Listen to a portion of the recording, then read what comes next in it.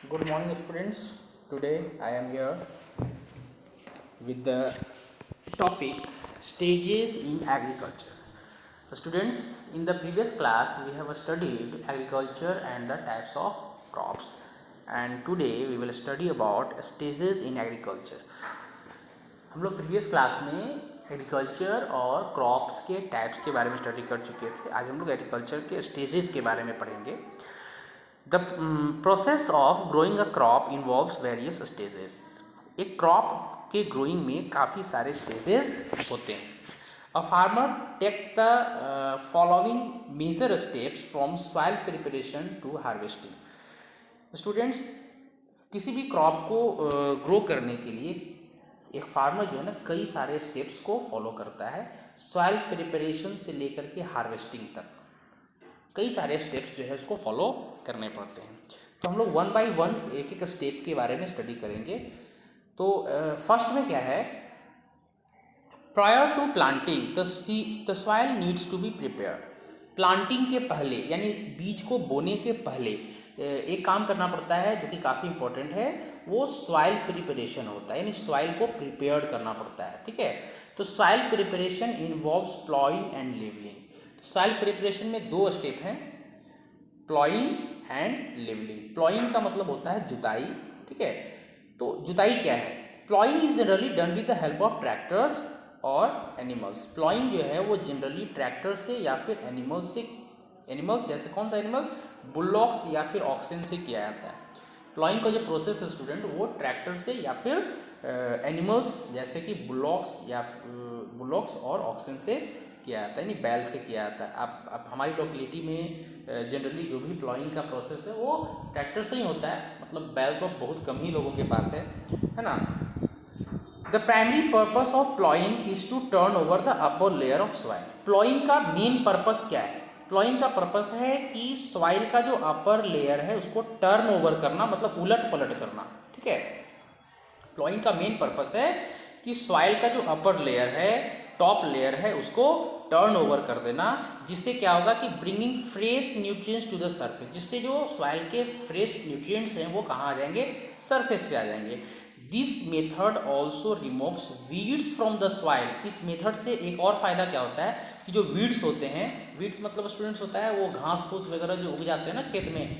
हम लोग जब फसल लगाते हैं, क्रॉप लगाते हैं, तो उसके साथ बहुत सारे जो वीड्स हैं, खरपतवार, वो उग जाते हैं। ठीक है, जो फसलों को नुकसान पहुंचाते हैं, तो वो भी जो है क्या हो जाते हैं? रिमूव हो जाते हैं। This method also removes weeds from the soil and help the manure to mix properly with the soil. और जो मैन्यूअर्स होते हैं ना, जो मैन्यूअर्स हम लोग डालते हैं खेत में, तो वो भी प्रॉपरली जो है सॉइल में मिक्स हो जाते हैं। तो प्लॉइंग से बहुत सारे फायदे हो गए। ठीक है, फर्स्ट इसका बेनिफिट क्या हुआ कि जो टॉप लेयर है वो टर्नओवर हो गया, सारे न्यूट्रिएंट्स जो है वो ऊपर आ गए, वीड्स भी रिमूव हो गए, और जो मैन्यूअर्स है वो भी सॉइल में अच्छे से मिक्स हो गए। और प्लॉइंग के बाद जो नेक्स्ट स्टेप होता है उसको करना, वो है लेवलिंग। लेवलिंग क्या होता है? Levelling the field surface is also important. Even after ploughing big lumps of soil में रिमेन इन द फील्ड। होता क्या है कि प्लॉइंग के बाद लेवलिंग बहुत इंपॉर्टेंट है। क्यों?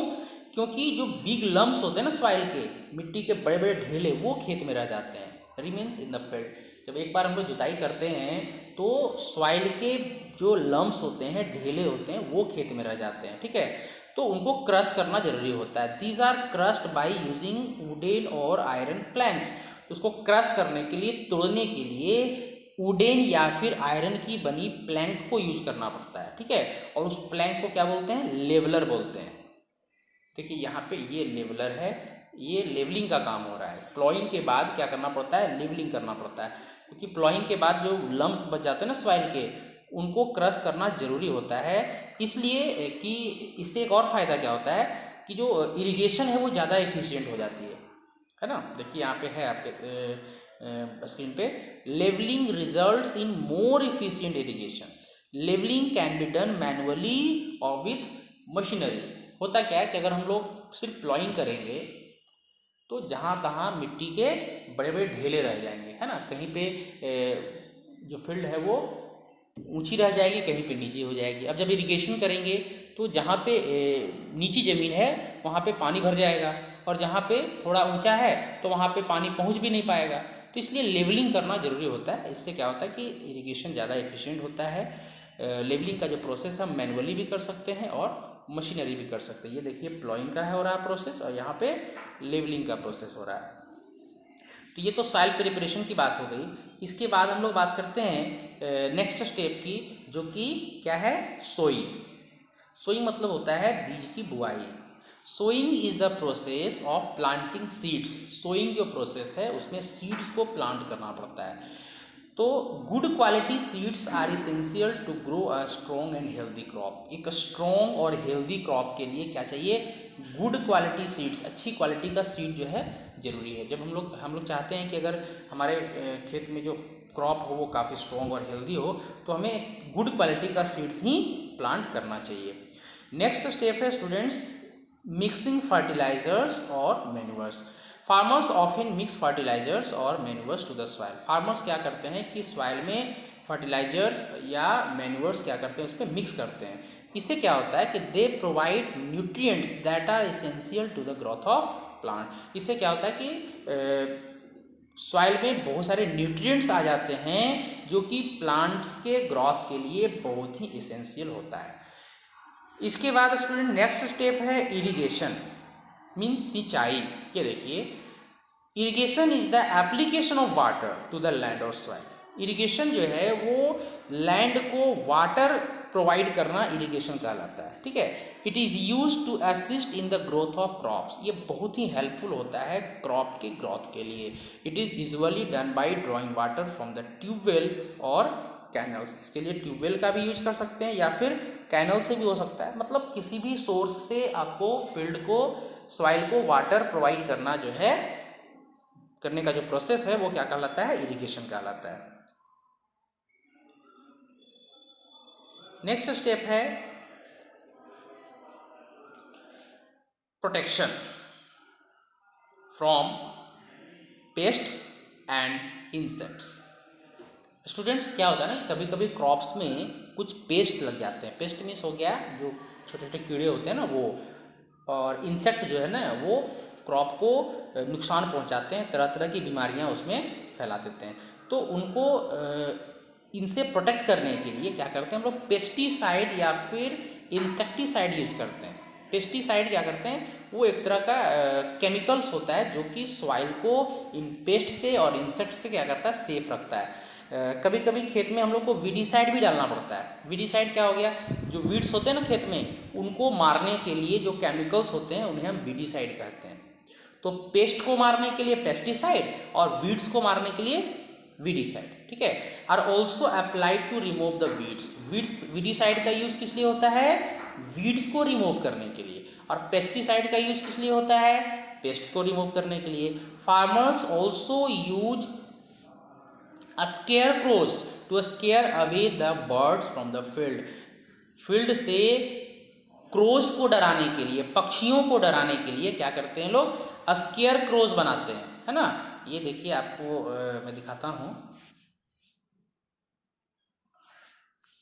देखिए इन्हें हम बोलते हैं स्केयरक्रोज। आपने देखा होगा ऐसा, है ना।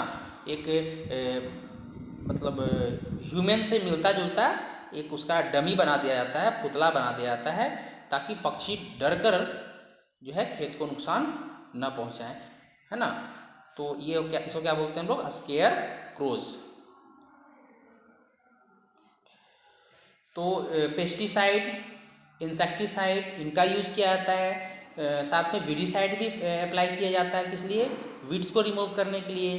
Farmers also use scarecrows to scare away the birds from the field से बर्ड्स को भगाने के लिए, डराने के लिए जो है स्केयर क्रोज का यूज़ भी करते हैं।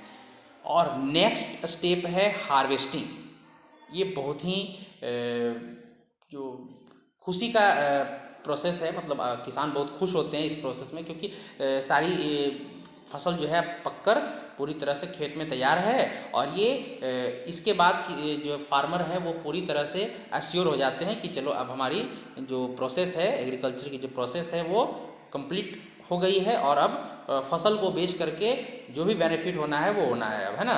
तो harvesting is the process of cutting and gathering mature crops from the field. Harvesting का जो प्रोसेस है इसमें जो क्रॉप है उनको कटिंग करना होता है और गैदरिंग करना होता है, मतलब फसल को काट करके और उसको अब स्टोर करना होता है।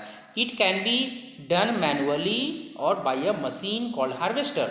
ये या तो मैनुअली भी हो सकता है या फिर जो है एक मशीन जिसे हम क्या बोलते हैं, हार्वेस्टर। अभी आपने अपने लोकेलिटी में देखी होगी स्टूडेंट्स, गेहूं की कटाई हो रही थी तो कुछ लोग मैनुअली जो है सिकल से मीन्स हंसुआ से फसल को काट रहे थे, और कई जगह पर जो हार्वेस्टर जो है फसल को काट रहा था। तो ये हार्वेस्टिंग का जो प्रोसेस है ये फिर मैनुअली भी हो सकता है या फिर हार्वेस्टर से होता है। Usually festivals like Baisakhi, Pongal, Makar Sankranti, Bihu are associated with harvesting season across India. क्योंकि स्टूडेंट्स हार्वेस्टिंग जो है ना वो खुशी का मौका होता है, क्योंकि फसल तैयार हो चुकी होती है, तो इसलिए बहुत सारे जो फेस्टिवल्स हैं ना वो हार्वेस्टिंग फेस्टिवल्स हैं जो कि फसलों से जुड़े होते हैं। जैसे बैसाखी जो कि पंजाब में मनाई जाती है, पोंगल, मकर संक्रांति हम लोग मनाते हैं, ठीक है। जब धान की फसल हो चुकी होती है तो नए नए धान का चूड़ा बनाया जाता है और मकर संक्रांति में हम लोग उसको खाते हैं। तो ये सब जो फेस्टिवल्स हैं ये जुड़े होते हैं किस चीज़ से, हार्वेस्टिंग से जुड़े होते हैं। The harvesting crops are then stored. अब जब हार्वेस्टिंग का प्रोसेस हो गया उसके बाद हार्वेस्टेड क्रॉप को यानी कटे हुए फसलों को क्या करना पड़ता है, स्टोर करना पड़ता है ना। कैसे, सेफ तरीके से, सेफली, क्योंकि अगर हम स्टोर नहीं करेंगे ना तो फसल क्या हो जाएंगे, वो खराब हो जाएंगे, ठीक है। तो stored in safe and moisture free environment and well ventilated places. ऐसी जगह पर सेफ रखना पड़ता है, स्टोर करना पड़ता है क्रॉप्स को जो मॉइस्चर फ्री हो, ठीक है, और वेल वेंटिलेटेड हो और बिल्कुल सेफ हो, जहाँ पर फसल खराब ना हो, चूहे हैं या फिर जो पेस्ट्स हैं, छोटे छोटे कीड़े होते हैं, उनसे अनाज को नुकसान होता है, तो उनसे सेफ रखा जाता है, ठीक है। तो ये सारा प्रोसेस, तो हम लोग एक बार फिर मैं रिपीट करता हूँ step wise. First process of agriculture, first stage in agriculture soil preparation, and second is sowing, next applying fertilisers and manures, next agriculture, next applying pesticides, insecticides, weedicides, then after harvesting, and the last is storing. Okay students, आपका ये जो first chapter था science book का ये complete हो गया, और अब मैं इसका जो एक्सरसाइज है वो आपको अपलोड सेक्शन में डाल दूंगा, ठीक है, और कुछ वर्ड मीनिंग भी मैं डाल दूंगा। आप उन वर्ड मीनिंग्स को याद कीजिए और एक्सरसाइज सोल्व कीजिए, है ना। यही आपका होमवर्क होगा। ओके, मिलते हैं नेक्स्ट क्लास में, बाय।